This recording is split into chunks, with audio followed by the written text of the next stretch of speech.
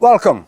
I'm delighted to say that I'm in Bilbao, one of my favorite cities in Europe. When I say small is beautiful, I think of Bilbao because it's the most livable city, in my view, amongst the most livable cities in Europe.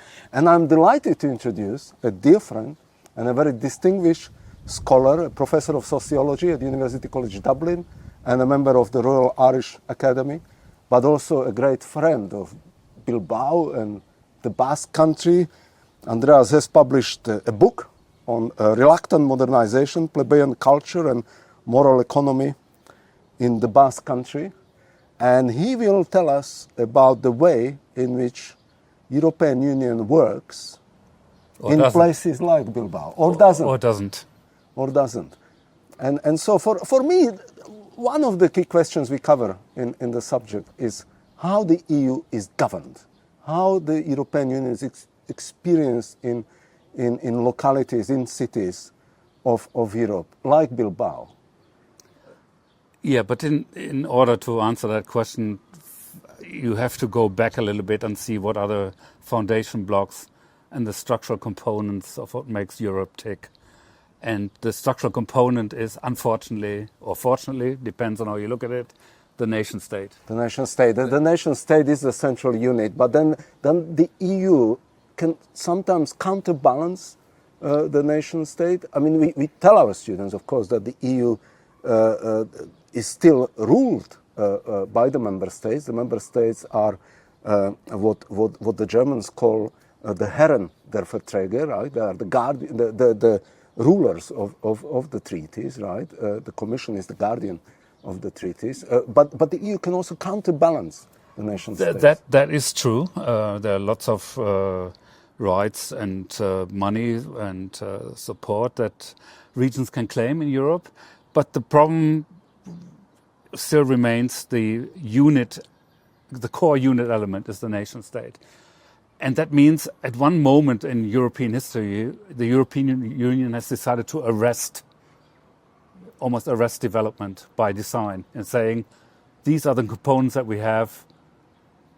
You can have new members as nation states, but not as regions. And, well, hence some of the problems that we see with Europe when resurging nationalisms or nationalisms that go back a long way before the European Union started, are still alive and kicking. So against what a famous German philosopher Habermas has said, that we've reached a post-national environment, well, not so, I would argue, or not completely. I mean, things have changed. There are dynamisms in both directions, local, national and the supranational level. But hence all the complications. And the European Union has been relatively good at responding to that so far, but they have also sometimes failed.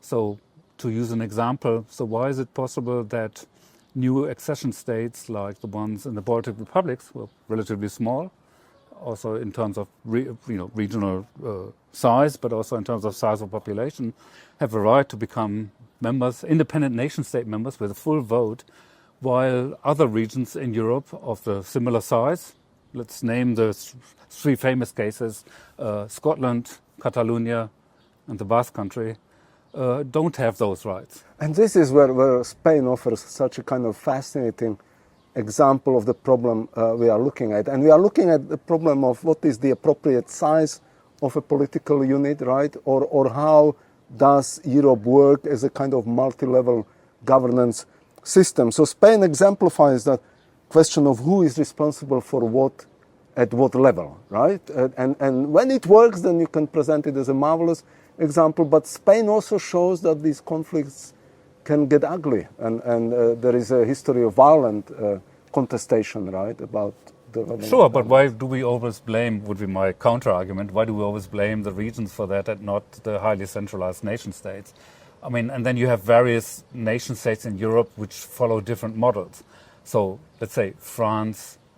A Republican model, right? Well, France, then, but highly centralized. Yes. Then you have formerly, before the Brexit, you had the United Kingdom, 4 or 3.5 unequal regional components. And Ireland, what about Ireland? You are based in Ireland. I'm based in Ireland, where we have a problem that still isn't fully resolved. Whether it ever can be resolved, we don't know. And With Northern Ireland. With Northern Ireland and, After and, Brexit, and the Republic. And then we have, of course, as you mentioned, the Spanish case, where you have an unequal, how can I put it? It's very hard. It's a kind of hybrid thing. So you have some rights for autonomous regions, but they're all equal in that, but some are more equal than others.